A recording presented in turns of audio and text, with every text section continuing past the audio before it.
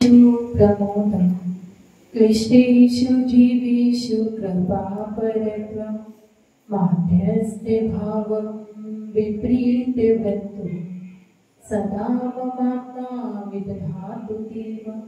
जय बोलो अनंत सिद्ध परमेश्वरी भगवान की, देवादिदेव कुलनायक श्री पंथनाथ भगवान की, परम पूज्याचार्य विकृति गुरुदेव की, परम पूज्य देव तपस्याचार्य से सुंदर सागर जी गुरुदेव की, परम पूज्य आरिका श्रीमती माता जी की, आरिका संघ की, जिनवाणी माता की, श्रीमद जैन धर्म की, माता जी के चरणों में वंदना भी करते हुए, तीनों साधुओं के चरणों में इच्छा भी करते हुए आगम के शब्दों को आपके समक्ष रखते हैं। हम देख रहे हैं सामायिक पाठ, जिसको आचार्य विकृति गुरुदेव ने लिखा है। जब हमने शुरू किया था तभी हमने कहा था कि हम सामायिक में बैठे हैं। कहाँ बैठे हैं? सामायिक में बैठे हैं। सावध्य आदि क्रियाओं का त्याग करके बैठे हैं। बाढ़ के सारे आरंभ परिग्रहों को त्याग करके हम सामायिक करने के लिए बैठे हैं। तो उसमें हमें अपने सामायिक का मतलब ही क्या होता है? अपनी आत्मा का ध्यान करना, अपनी आत्मा के निकट अपन को पहुंचना है।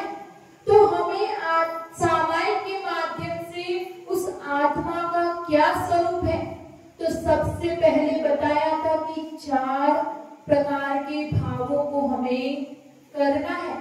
फिर बताया था कि ये शरीर अलग है और ये आत्मा अलग है। फिर उस आत्मा को शुद्ध करने के लिए हमने क्या करा था? परमात्मा को अपने हृदय में विराजमान किया था। और परमात्मा को हृदय में विराजमान करने के बाद में क्या करा कि जो जो गलती हमसे हुई है, जो जो पूर्व में हमने कर्म किए हैं, दोष किए हैं, तो वो सारा हमारा मिथ्या हो जाए। तो हमने चारित्र की शुद्धि की थी। फिर चारित्र की शुद्धि के बाद में हमने दर्शन और चारित्र की शुद्धि के बाद में हमने क्या किया? ज्ञान की शुद्धि करी।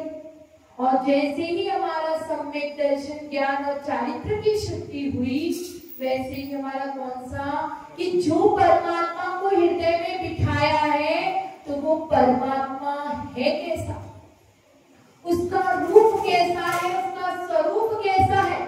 तो अभी तक 3 श्लोक के माध्यम से हमने जाना कि वो परमात्मा कैसा है। वो दर्शन ज्ञान स्वभावी वाला है और योगियों के द्वारा जानने के योग्य है, जो अनंत सुख का धारी है, जिसको परमात्मा नाम की संज्ञा दी जाती है। ऐसी विशेषताओं से हमने परमात्मा की पहचान करना सीखा। अब आगे के श्लोक में भी आचार्य विकृति गुरुदेव बता रहे हैं कि वो परमात्मा कैसा है। इतनी सारी विशेषताओं की भगवान में क्या है? अनंत गुण है। तो इतनी सारी विशेषताएं, हम तो कुछ ही कह रहे हैं। तो आगे के श्लोक में भी वो बता रहे हैं कि वो परमात्मा कैसा है। तो उसको पढ़ते हैं। विमुक्ति मार्ग प्रतिपादको यो जन्म मृत्यु व्यसनादतीता त्रिलोकलोकी विलोकलंका सदैव देवो हृदय ममाशा। हिंदी वाला पढ़ते हैं। मुक्ति मार्ग का दिग्दर्शक है, जन्म मरण से परमति निष्कलंक त्रैलोक्यदर्शी देव रही मम हृदय समी। यह का मतलब जो, विमुक्ति मार्ग प्रतिकूल वर्तिता, जो मोक्ष मार्ग के प्रतिकूल क्या कर रहे हैं? विमुक्ति मार्ग प्रतिपादक, जो मोक्ष मार्ग का प्रतिपादन कर रहे हैं, जो मोक्ष मार्ग का उपदेश दे रहे हैं। यह जो जन्म मृत्यु व्यसनातीतः, जो जन्म मृत्यु और व्यसन से क्या है? रहित है, अतीत है। फिर दे रहे हैं त्रिलोकलोकी, जो तीनों लोगों को जानते हैं, देखते हैं। फिर विकलः त्रिलोकलोकी विकलोकलंक, तो इसमें से निकला त्रिलोकलोकी, विकल और अकलंक। तो विकल का मतलब क्या होता है? जो विशिष्ट देह के धारी हैं, और अकलंक जो कलंक से रहित है। सदेव देवो मम हृदय ममाष्टा, वह देवादिदेव मेरे हृदय में विराजमान हुए। क्या बताया? जो मोक्ष मार्ग का प्रतिपादन करने वाले हैं, जो जन्म मृत्यु व्यसन से रहित हैं, जो त्रिलोकदर्शी हैं, तीनों लोगों को देख रहे जान रहे हैं, जो विकल हैं, विशिष्ट देह के धारी हैं, और जो अकलंक हैं, जो कलंक से रहित हैं, ऐसे देवादिदेव मेरे हृदय में विराजमान हुए। इस श्लोक को समझते हैं उसके पहले अच्छी सी कहानी उसको सुनते हैं। एक बहुत बड़ा डाकू था, तो उससे क्या थे, सबके सब परेशान थे। तो जो डाकू था वो इतनी अच्छे से सफाई से चोरी करता था कि किसी को भी कुछ पता नहीं चलता था कि कौन आया और कौन चोरी करके गया। अब जो बूढ़ा डाकू था, बूढ़ा हो चुका था, उसको क्या था, महावीर से डर लगता था। दिगंबर धर्म से, दिगंबर जैन धर्म से उसको क्या करता था, वो डरता था। और वो बूढ़ा हो चुका था, वो मरने के अंतिम समय पे था, तब अपने पुत्र को बुलाता है और कहता है कि हे पुत्र, तुम कभी भी क्या करना, कभी मंदिर से गुजरो तो कभी भी उस दिगंबर गुरु के अगर प्रवचन चल रहे हो, उन साधु के प्रवचन चल रहे हो, तो क्या करना, कानों में उंगली डाल देना। और अगर वो सामने आ जाए तो क्या करना, अपनी आंखों को बंद कर लेना, क्योंकि ये जो है ये अपने धंधे के दुश्मन है, अपने काम धंधे को ये होने नहीं देते हैं। तो ये अपना धंधा बंद करा देंगे, इसलिए कभी भी उनके दर्शन, उनकी वाणी को सुनना मत। वो डाकू के भीतर अवश्य क्या था, साधु छिपा हुआ था।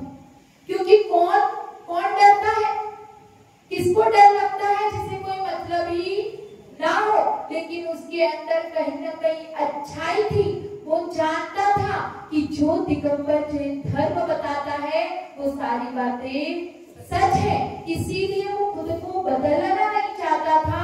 वो डाकू, वो चोरी पना नहीं छोड़ना चाहता था, इसलिए उनसे दूर भागता रहा, क्योंकि उसको विश्वास था जैसे ही उनकी संगति में जाऊंगा तो मैं क्या हो जाऊंगा, बदल जाऊंगा, और मेरी जो रोज का काम है वो मैं छोड़ दूंगा। तो उसने अपने पुत्र को भी उपदेश दिया और वो चला गया। अब पुत्र तो पुत्र था, उसने सारा ध्यान रखा, वो इस बात का अवश्य ध्यान रखता था। लेकिन एक दिन ऐसा हुआ, वो चोरी करके भाग रहा था, तो वो छिप रहा था। तो वहां पर क्या हुआ, वो भागते भागते मंदिर के पास जा पहुंचा। अब मंदिर में साधु के दर्शन उपदेश चल रहा था, उसमें किसी ने प्रश्न करा था, उसका जवाब आचार्य गुरुदेव दे रहे थे। तो क्या हुआ, वो एक सेकंड भी नहीं रुका होगा, उसके कान में वो शब्द पड़ गया। अब जैसे ही शब्द पड़ा तो उसे अपने पिताजी की बात याद आ गई, और उसने कानों में उंगली डाल दी और वहां से भागा। और वहां से भागा, सब हो गया, समय बीता। अब कुछ समय बीता, उसने सम्राट के घर में डाका डाला। अब सम्राट के घर में डाका डाला तो क्या हुआ, वो वहां से तो भाग गया। भागा तो जो सिपाही थे वो क्या किए, उसके पीछे पीछे भागे और उसको पकड़ लिया। अब उसको पकड़ा तो जो सम्राट की क्या एक दुविधा थी, वो इतनी सफाई से चोरी करता था, डाका डालता था कि कोई भी सबूत, जिसको कहते हैं एविडेंस कहते हैं, वो छोड़ता नहीं था। अब सम्राट को ये था कि ये कैसे न कैसे करके ये सबूत दे दे तो मैं इसको क्या कर पाऊंगा, सजा दे पाऊंगा, क्योंकि कोई साक्ष्य तो चाहिए। तो अब सोचा कि इसी के मुंह से उगलवाया जाए। तो उसको मुंह से उगलवाने के लिए एक तरकीब की गई किया गया, एक अच्छे से महल में उसे ले जाया गया और उसे बहुत ज्यादा शराब पिलाई गई जिसमें उसको होश ही नहीं था।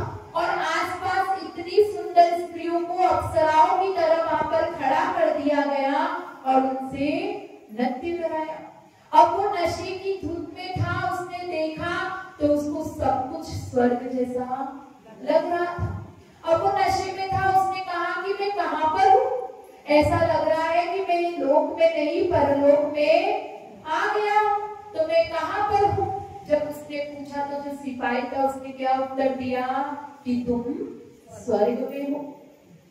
तो तुम स्वर्ग में हो, तुम अपनी जल्दी जल्दी तुमने अपने जीवन में जो भी पाप किया हो उसे यहाँ पर बता दो, क्योंकि परमात्मा बहुत दयालु है, तुम्हें तुरंत क्षमा कर देगा। तो वो बोलता है कि हाँ मैंने पाप तो किए हैं। ऐसा विचार करके जब वो बोलने जाता है, अपने दोषों को कहने जाता है, तभी उसे क्या हो जाता है, छाया दिख जाती है। और उसने सुना था, क्या सुना था वो एक सेकंड में, कि कभी भी देव देवियों की स्वर्ग में छाया नहीं पड़ती। उसे तुरंत वो शब्द याद आ जाता है और कहते कहते रुक जाता है। अब सिपाही कहते हैं कि स्वर्ग में पुण्यात्मा जीव ही आते हैं, पापी जीव यहाँ पे रह नहीं सकता, इसलिए तुम जल्दी अपने दोषों को कहो जिससे तुम पाप से मुक्त हो जाओ और स्वर्ग में रह सको। तो वो कहता है कि स्वर्ग में पुण्यात्मा ही आते हैं, इसीलिए तो मैं यहाँ पर आया हूँ। मैंने कुछ भी पाप नहीं किया है, मैंने सिर्फ पुण्य ही पुण्य किया है, इसलिए यहाँ पर इस स्वर्ग में मैं आया हूँ। और फिर सम्राट को क्या करता है, मजबूरी में उसे छोड़ना पड़ता। अब जैसे ही वो वहां से छूटता है, तुरंत गुरुदेव के चरणों में पहुंचता है, उनके चरणों में नतमस्तक होकर कहता है कि मुझे इस संसार से बचा लो। आपके एक शब्दों का स्मरण, एक शब्दों का स्पर्श और एक शब्दों का सत्संग मेरे इतने काम आया कि मुझे इस मृत्यु से बचा लिया। तो जब आपका एक शब्द मेरे इतने, जबकि मैंने उसको इतना ध्यान से सुना भी नहीं था, जब सुना था तब मैंने ये सोचा भी नहीं था कि ये मेरे कभी का आगे काम आने वाला है। तो जब आपका वो शब्द बेमन से सुना, वो मेरे इतने काम आ गया, तो सोचो कि जब मैं पूरा आपको सुन लूंगा तो वो मेरे कितने काम आएगा।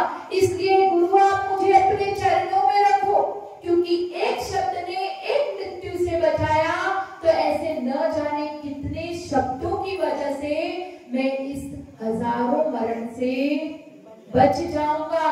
मेरा क्या पता अगला भव हो तो कभी मुझे मृत्यु प्राप्ति ना हो। तो आपके वो शब्द मेरे लिए बहुत हितकारी हैं। तो ऐसे गुरु का उपदेश उसके काम आया। तो यहाँ पे आचार्य विद्युत गुरुदेव भी यही कह रहे हैं कि जो मोक्ष मार्ग का प्रतिपादन करने वाले हैं, जो मोक्ष मार्ग का उपदेश देने वाले हैं, कौन हो सकता है मोक्ष मार्ग का उपदेश देने में समर्थ? अरिहंत भगवान।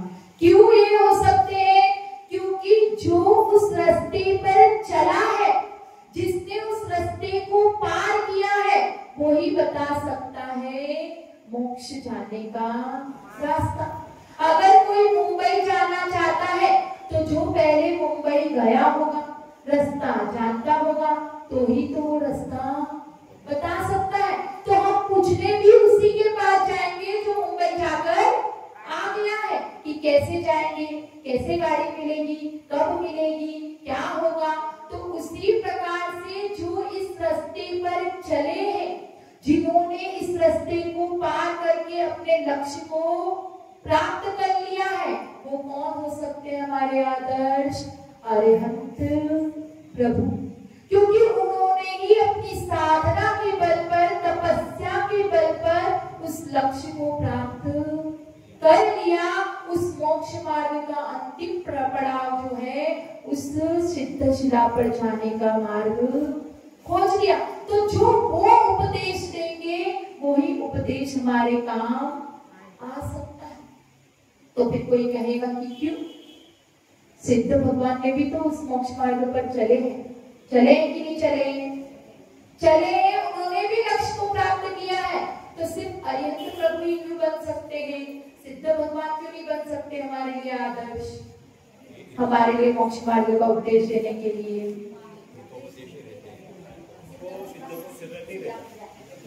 क्योंकि सिद्ध भगवान अशरीरी है और कभी भी उपदेश दिया जाता है तो किसके माध्यम से? शरीर के माध्यम से ही उपदेश हो सकता है। और जिसके पास शरीर नहीं है तो वचन वर्गणाएं भी फिरेंगी नहीं, क्योंकि वचन वर्गणाएं किसके आश्रित होती है? शरीर के आश्रित होती है। इसीलिए अरिहंत प्रभु ही हमारे लिए मोक्ष मार्ग का उपदेश दे सकते हैं। तो यहाँ पर आचार्य अमित गति गुरुदेव हमें यही कह रहे हैं कि किसी को हृदय में बिठाना है तो उनमें पहले क्या विशेषता बताई हमें कि उनका रूप कैसा है, उनके गुण कैसे हैं। अब इसमें क्या बता रहे हैं कि उनके वचन कैसे हैं। उनके वचन भी मोक्ष मार्ग का निरूपण करने के लिए हैं, संसार मार्ग का निरूपण करने के लिए। दो प्रकार के रास्ते होते हैं, एक होता है संसार का मार्ग और एक होता है मोक्ष का मार्ग। संसार के मार्ग का निरूपण करने के लिए, संसार का रास्ता बताने के लिए तो यहाँ पर बहुत सारे लोग मिल जाएंगे। यहाँ पर उनकी किसी की भी कमी नहीं है। हर कोई जिससे पूछो तो बता देगा कि मकान कहाँ से मिलेगा, स्त्री कहाँ से मिलेगी, राग द्वेष विषय भोगों को भोगने का रास्ता सब लोग बता देंगे, लेकिन मोक्ष मार्ग का रास्ता कोई भी बताने में समर्थ नहीं है। और जो यहाँ पर शिष्य है उसको क्या करना है? परमात्मा बनना है, उसको इस मोक्ष मार्ग पर चलना है, उस सिद्ध शिला पर विराजमान होना है। तो यहाँ पर मुख्यता भी किसकी है? जो मोक्ष मार्ग का प्रतिपादन करे, जो अंतर आत्मा से परमात्मा का मिलन करवाए, वो यहाँ पर मुख्य है। तो मोक्ष मार्ग की पहली कंडीशन क्या है? क्या कंडीशन है?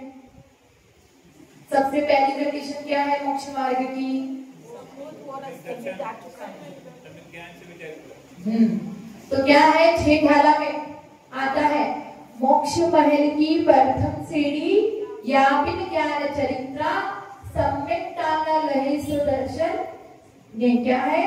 सम्यक ताना लहे सुदर्शन धारो भव्य पवित्र। मोक्ष महल की प्रथम सीढ़ी क्या है? सम्यक दर्शन। एक चतुर्थ गुणस्थान वर्ती जो श्रावक होता है वही इस मोक्ष मार्ग पर चलने के काबिल होता है। उसका पहला कदम ही क्या होता है? सम्यक दर्शन। उस सम्यक दर्शन के बिना जो आपका ज्ञान है, जो चारित्र है, वो भी सम्यक होने वाला नहीं है। तो यहाँ पर सबसे पहले अपन को सम्यक दर्शन का पहला कदम है और वही हमें मोक्ष महल की सीढ़ी। क्या है मोक्ष महल की सीढ़ी? जो सिद्ध शिला है वो हमारा मोक्ष महल है, वहां तक हमें ये सम्यक दर्शन की सीढ़ी पहुंचाएगी। तो यहाँ पर अरिहंत भगवान का जो मोक्ष मार्ग का उपदेश है, जो प्रतिपादन है, क्योंकि संसार में होती है जनवाणी। कौन सी वाणी? जनवाणी। और यहाँ पर मोक्ष मार्ग की कौन सी वाणी है? जिनवाणी। जो जिनवाणी यहाँ पर हमारे लिए अरिहंतों ने उपदेश दी है और गंधर्वों ने उसको क्या किया है? जिनवाणी में लिखा है। तो अभी साक्षात में तो वो जिनवाणी हमारे लिए क्या है? मोक्ष मार्ग का उपदेश दे रही है। और उस जिनवाणी को पढ़कर, उसकी साधना, उसके अनुरूप चलकर जो गुरु है वो हमें साक्षात उस जिनवाणी में जो लिखा है वो आचरण में बता रहे हैं। तो उस गुरु की उंगली पकड़कर हम इस मोक्ष मार्ग पर आसानी से चल सकते हैं। फिर अगला विशेषण दे रहे हैं, यो जन्म मृत्यु व्यसनातीतः। जो जन्म मृत्यु और व्यसन से रहित हो गए। इस संसार दूसरे छोर पे मृत्यु है, और इसी के बीच में पूरा संसार चल रहा है। इस संसार में अगर जन्म और मृत्यु को हटा दो तो कुछ भी शेष नहीं बचता। तो ऐसे वो जन्म मरण के चक्करों से, क्योंकि जो जन्म है इस संसार में क्या हो रहा है, एक जन्म हम ले रहे हैं और दूसरा, एक जन्म को खत्म कर रहे हैं और दूसरा जन्म ले रहे हैं। एक मृत्यु का अंत हुआ तो दूसरी मृत्यु प्रारंभ हो गई। इसी के बीच में हम जन्म मरण के चक्कर, इसी संसार के चक्कर हम काटते जा रहे। तो जो हमारे अरिहंत प्रभु है वो इस जन्म और मरण के चक्र से रहित हो गए। उन्होंने अभी जो जन्म लिया था उस जन्म को एक बार धारण करके उस जन्म को सार्थक कर लिया। इसके बाद वो किसी भी माता की कोख से जन्म लेने वाले, और जो मृत्यु, जिनका मरण भी अंतिम है, उन्होंने भी पंडित मरण किया है कि नहीं किया है? उन्होंने भी पंडित मरण किया है, लेकिन ये जो मरण था वो ऊर्ध्व गमन ले जाने वाला था। वो सिद्धशिला पर जाकर विराजमान हो गए, अब उनका कभी भी मरण भी होने वाला वो जन्म और मृत्यु से। संसार के दो किनारे, एक जन्म और एक मृत्यु, इन दोनों किनारों का क्षय करके वो इस मोक्ष रूपी महासमर में विजय हुए हैं। उन्होंने विजय पताका लहरा दी। और फिर आगे शब्द दिया है व्यसनातीतः, जो व्यसन, जो बुरी आदतें हैं, जो 7 प्रकार के व्यसन है, उनसे भी वो रहित है। यहाँ पे अंत दीपक लगाया गया है। जो जन्म और मृत्यु के साथ में 18 दोष भी गर्भित हो जाते हैं, और जो व्यसन है वो भी गर्भित हो जाता है। कैसे? जैसे कह दिया काग से घी की रक्षा करना, तो इसका मतलब बाकियों से नहीं करना, क्या? कौवे से भी करना है, बिल्ली से भी करना है, कुत्ते से भी करना है। एक लाइन कही, उससे बाकी सारे अर्थ अपने आप गर्भित हो गए। तो जब यहाँ पे जन्म और मृत्यु कह दिया तो ऑटोमेटिकली वो 18 दोषों से रहित है। ऐसे वो अरिहंत प्रभु। फिर अगला विशेषण दिया है त्रिलोक लोकी, जो तीनों लोगों को जानते हैं, देख रहे हैं। कौन से होते हैं 3 लोग? कौन से 3 लोग? ऊर्ध्वलोक, मध्यलोक और अधोलोक। अधोलोक में भी क्या है? नरक। उसमें भी रत्न प्रभा पृथ्वी के 3 भाग है। स्टार्टिंग के 2 में तो कौन रह रहे हैं? व्यंतर और भगतवासी देव। और जो तीसरा भाग है अबहुल, वहां से नारकी जीवों का शुरू होता है। ऐसे करके 7 नरक है, और उसके भी बाद में जो 8वीं जो पृथ्वी है उसका क्या है? वहां पर निगोलिया जीव है। फिर मध्य लोक में क्या है? ये पूरा जो द्वीप है, असंख्या द्वीप समुद्र, इसमें भी 2.5 द्वीप में क्या पाए जाते हैं? मनुष्य और तिर्यंज। और यहाँ पर भी व्यंतर देव रहते हैं। फिर उसके बाद और मध्य लोक में क्या है? और क्या है? एक चीज और है। और मध्य लोक में क्या है?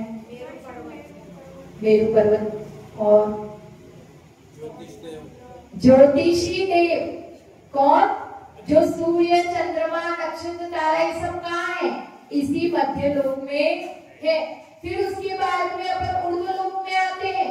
ऊर्ध्वलोक में कल्पवासी और कल्पातीत करके 2 भेद है, जिसमें 10 प्रकार की कल्पना की जाती है वो कल्पवासी, और जो इनसे परे होते हैं वो कल्पातीत। मतलब जो 16 स्वर्ग तक जो है वो क्या है? कल्पवासी, जिसमें इंद्र, प्रति इंद्र ऐसे होते हैं। और इसके ऊपर के जो भी है नवग्रह, अनुदेश, अनुत्तर, इन सब में क्या है? सारे अहमिंद्र ही होते हैं।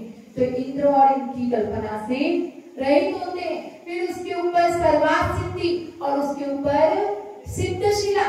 तो ऐसे जो ये पूरी 3 लोक है, इनके बारे में, और सिर्फ 3 लोक के बारे में, सिर्फ लोकाकाश के बारे में कि अलोका, जो सब कुछ अलोकाकाश, लोकाकाश, जो समस्त द्रव्य की समस्त पर्यायों को युगपत जान रहे हैं, ऐसे वो त्रिलोक समदर्शी हमारे अरिहंत प्रभु है। फिर आया विकल।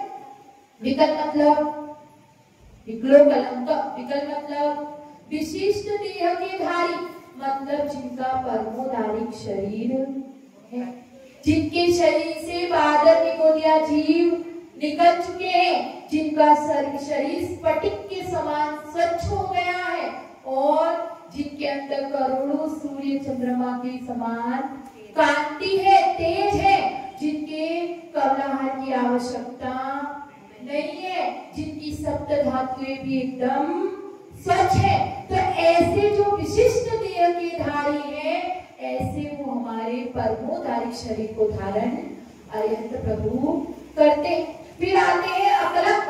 अकलंक मतलब जो कलंक से रहते। कौन से कलंक? कलंक कौन से होंगे? जो कर्मरूपी कलंक। कर्मरूपी कलंक में से भी कौन सा मुख्य कलंक? मोहनीय। जो घातिया कर्म है। कौन से? घातिया कर्म। क्योंकि इन घातिया कर्मों के रहते हुए वो अरहंत बनने वाले नहीं। तो जो अरहंत बनने के बाद में अघातिया तो रहते हैं, लेकिन घातिया कर्म के नाश होने से ही वो अरहंत बनने वाले हैं। तो जो ऐसे कलंक रूपी घातिया कर्म है, उनसे भी वो क्या हो गए हैं? रहित हो गए हैं। उनको भी उन्होंने नष्ट कर दिया है। तो ऐसे वह देवादिदेव कौन कौन सी विशेषताएं बता दी इसमें? जो मोक्ष मार्ग का निरूपण करने वाले हैं, जो त्रिलोकलोकी हैं, जो विकल विशिष्ट देह के धारी हैं, जिनका परमोदारिक शरीर है और जो अकलंक कलंक से रहित हैं। एक चीज और रह गई। क्या रह गई? जो जन्म मृत्यु 18 दोषों से रहित हैं, ऐसे वह देवादिदेव मेरे हृदय में विराजमान होवे। जय बोलो परम पूज्याचार्य श्री गुरु सुंदर सागर जी गुरुदेव की, परम पूज्यारिका सुनैमती माता जी की।